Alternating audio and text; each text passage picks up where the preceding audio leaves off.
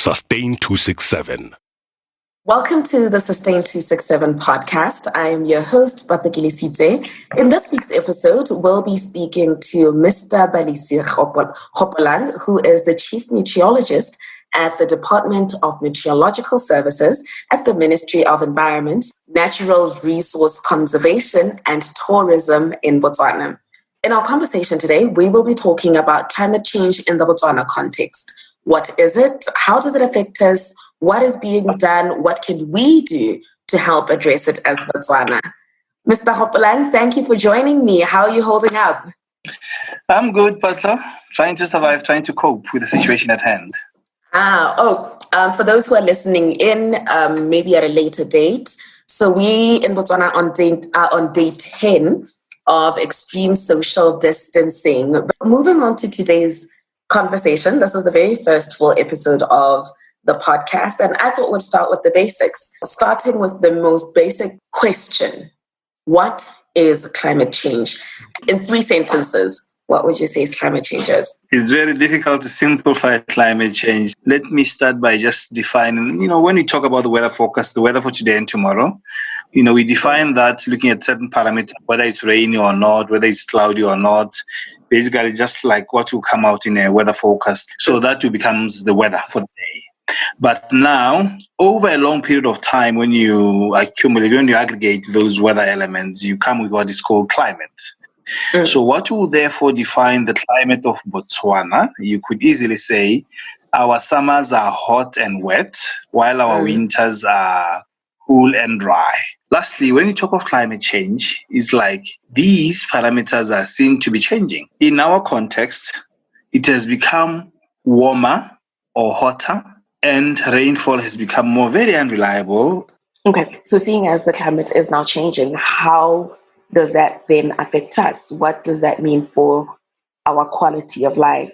How this affects us is that if you look at certain sectors of our economy, or just the traditional Botswana life, whereby come October, people start tilling the fields to prepare for the plowing season, it's that with less rainfall, because our agriculture is rain-fed, because of less rainfall and increased temperature, agriculture has become less productive than it used to be in the past.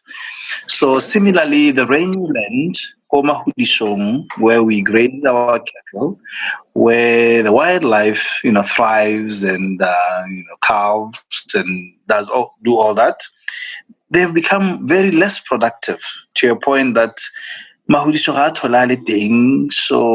the rangeland is not sustaining enough cattle, so there isn't enough grazing. And similarly, wildlife, there isn't enough of that. And even worse, parasites and pests that need warmer temperatures. We are seeing a manifestation of them, quite an increase of them. Another good sector that is also being affected with less rainfall, there obviously is not going to be enough water. And with less water, we're going to have a more drought situation, less water for drinking, less water for watering our animals. And so it's going to get drier. We're going to see deforestation. We're going to see forests disappear. The tourism, another insect, and the bird life, which is actually our tourism, is going to obviously suffer because with less rangeland, less forests, less water, there isn't going to be enough. So obviously that will economically affect us in one or the other because there'll be no income from those sectors of our economy to sustain jobs, to sustain life for Botswana. I guess it'll make life harder.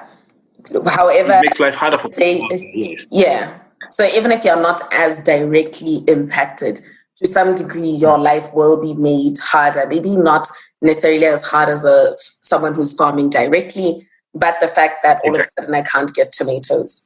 And then the next thing that I wanted us to look at was COPE, so Conference of Parties. I know you were head of delegation, I think, a year or 2 ago. What is COPE? And its relation to the United Nations and us as Botswana and the role it plays. Because I know every November, December, it is all over our news. Maybe before I even get to COP, we first have to understand that climate change is a problem. It is a challenge to development. It's a developmental challenge. So now the United Nations, well, including Botswana, came up or adopted a convention, which is referred to as the United Nations Framework Convention on Climate Change. Mm-hmm. This is a convention that was acknowledging that climate change is a problem, and then they had to find ways to address it. Before I even get to what the COP is, well, the convention has an objective of ensuring that, we stabilize the climate change causing greenhouse gases. Remember, because these are caused by greenhouse gases. This is accumulation in the atmosphere. If I can just interject there, for the benefit of those who might not know what greenhouse gases are, would you mind going into a bit of detail on what they are?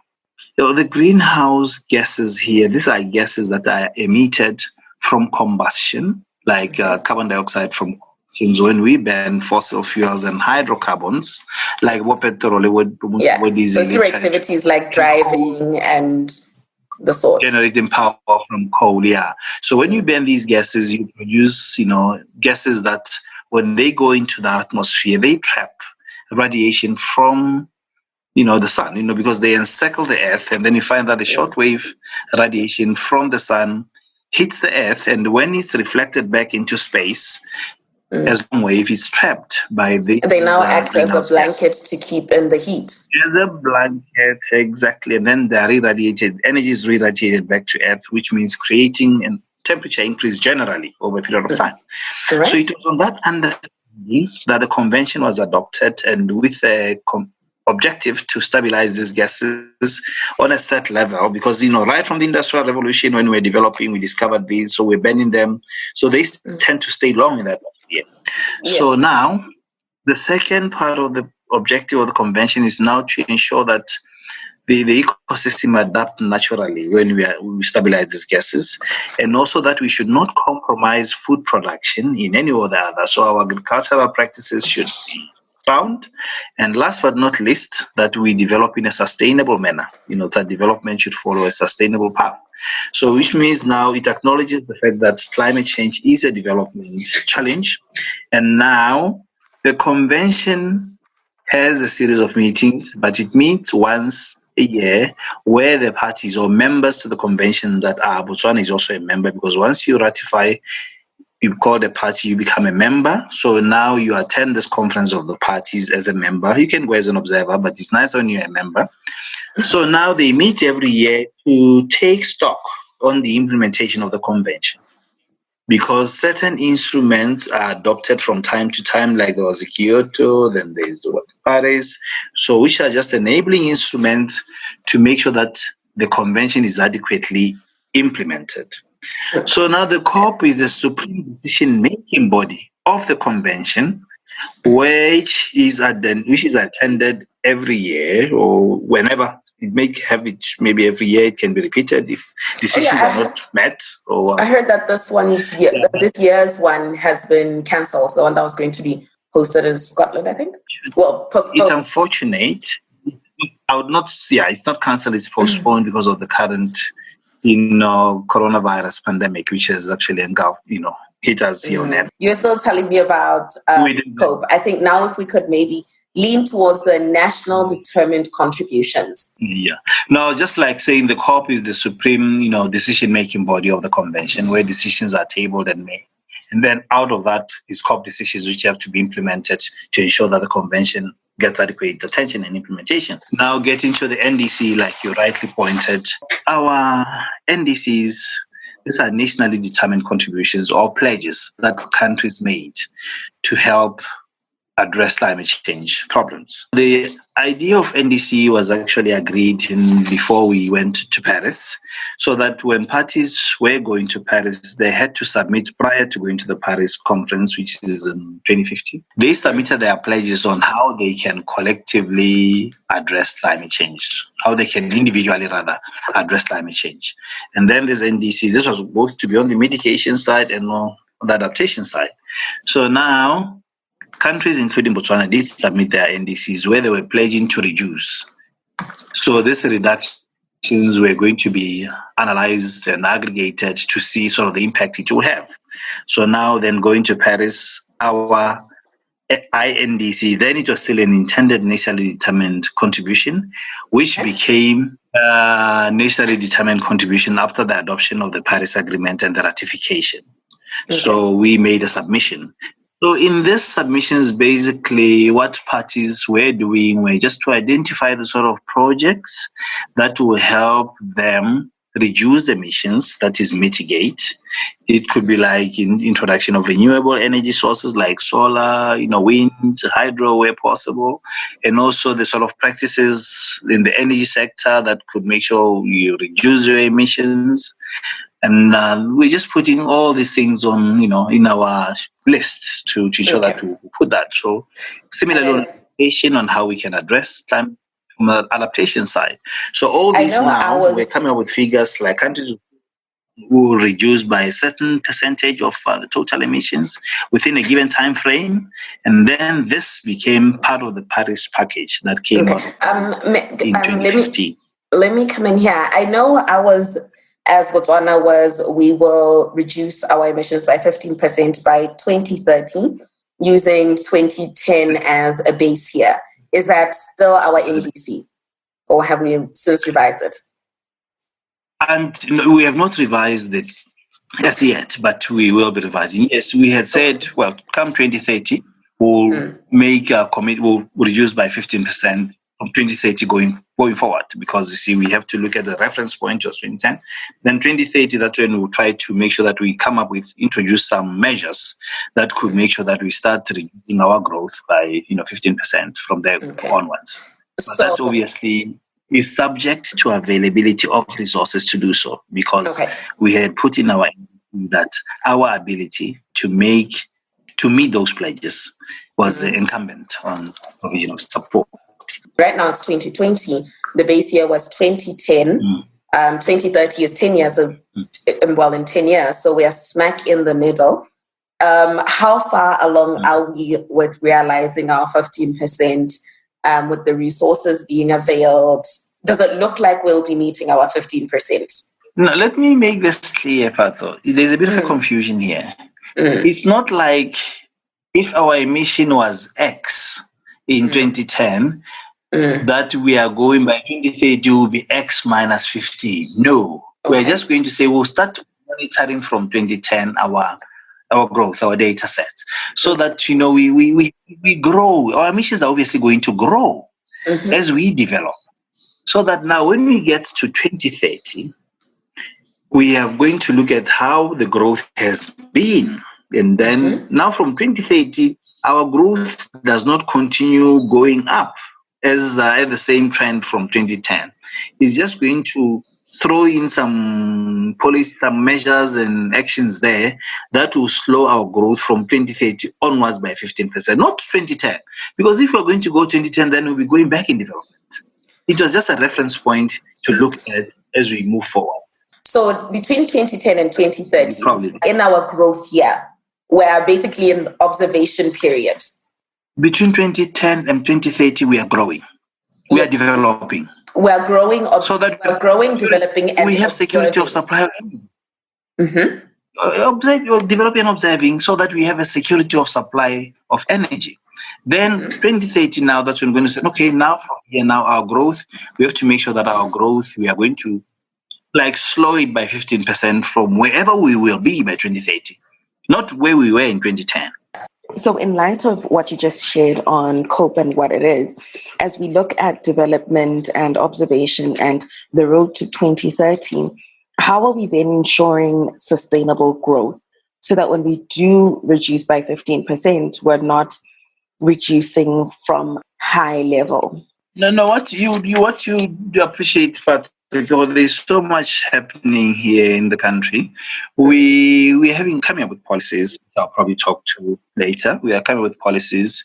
Our energy sector is. If you have been watching the news, even this morning there was something on tele. The Honourable Minister was talking about issues of encouraging other options of energy. Revising energy policies. Let's start by we have seen when solar. They have changed. Yeah, you see, we're coming with solar. Solar has been promoted as an option because we have lots of it in the country. We've gotten to. You cannot just shift and change. There's certain things that have bombed because we still need to develop. issues of, the petroleum products. We have been changing from leaded to unleaded. We've seen how to revise or change some of this. This is just like to reduce emissions as we move forward.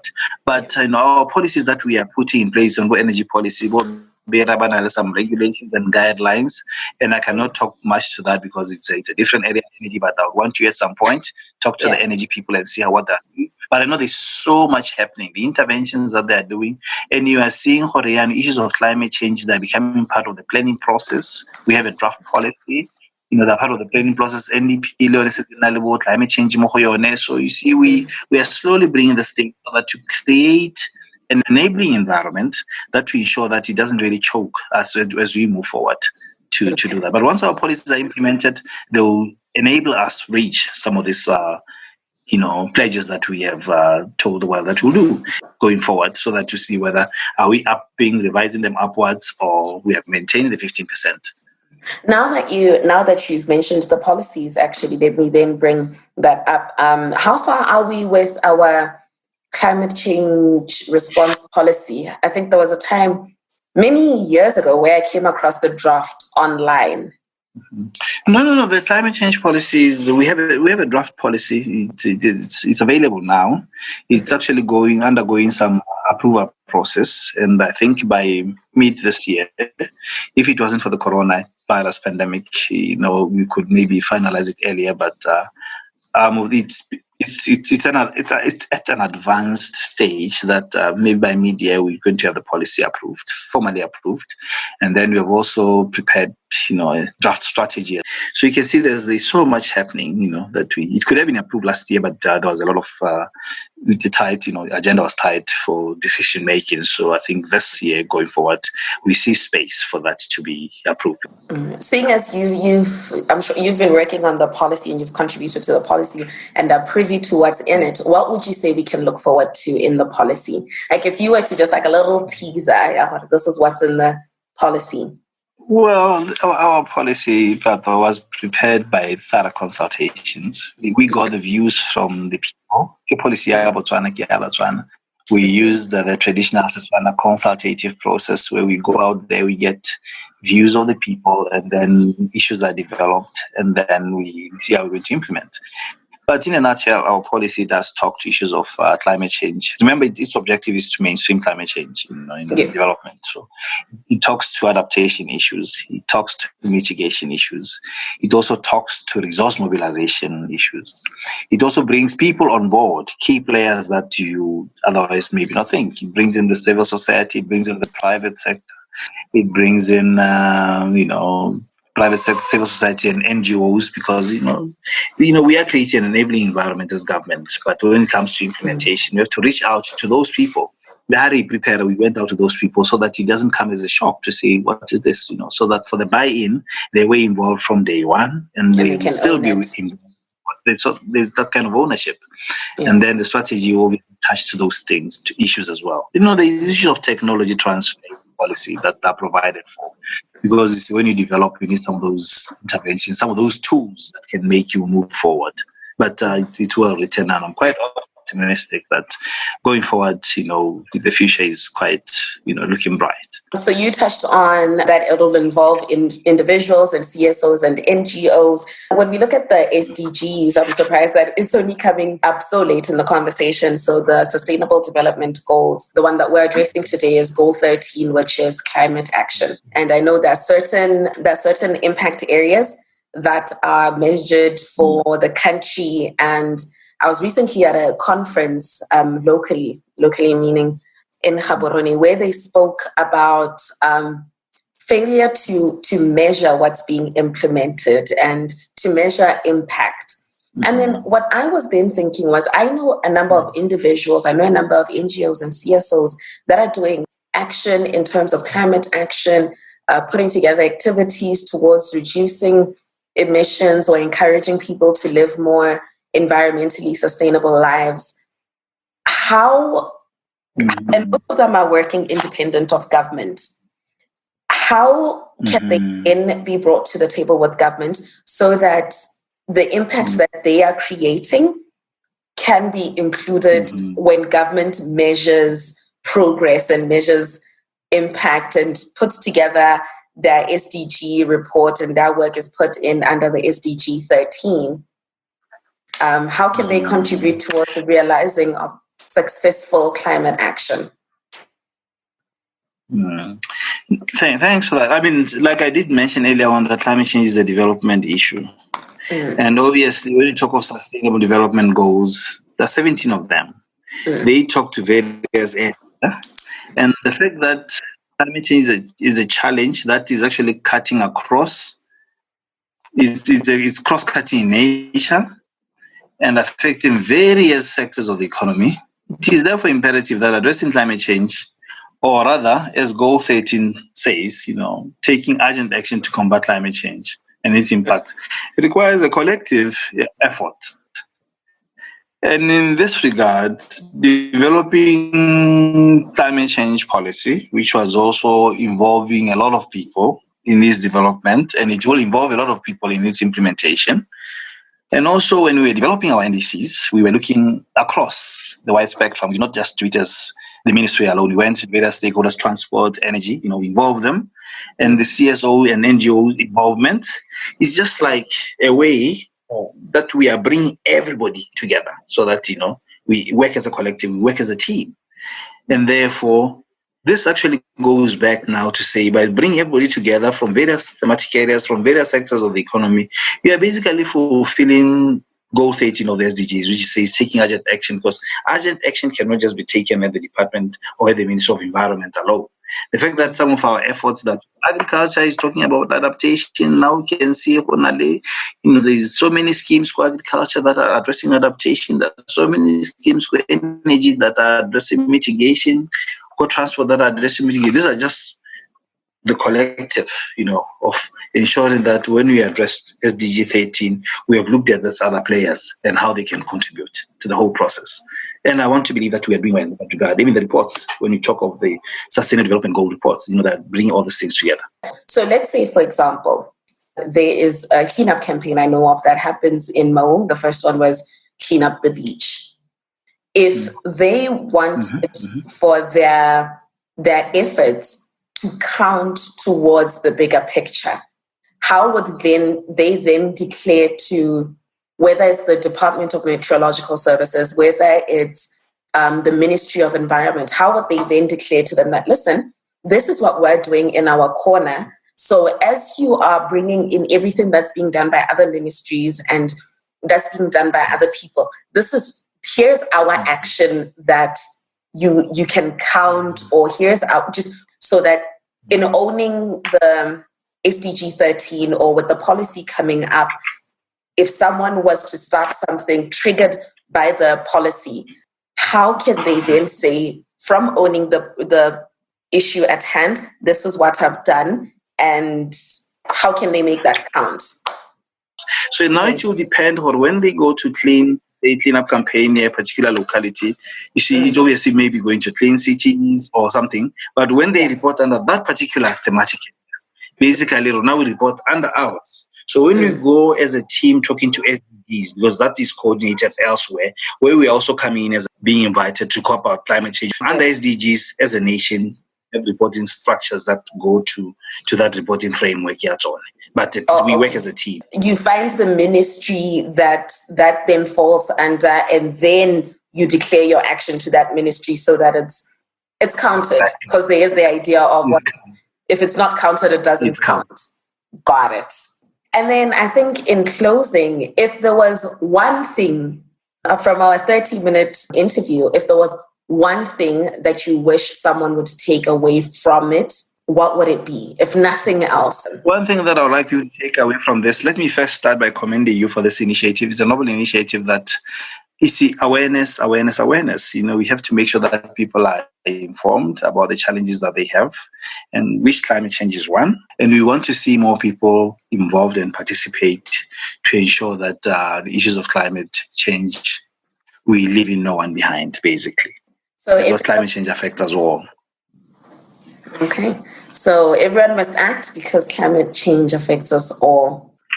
Mr. Balisi Gopolang, thank you so much for making time to speak to me. Bata, thank you very much. I really appreciate it. Nice talking to you.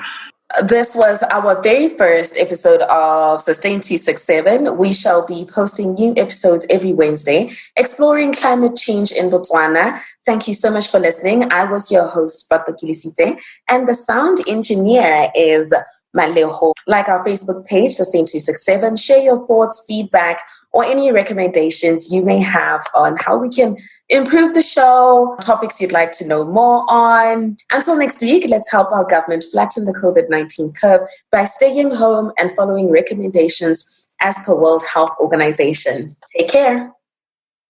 Sustain267.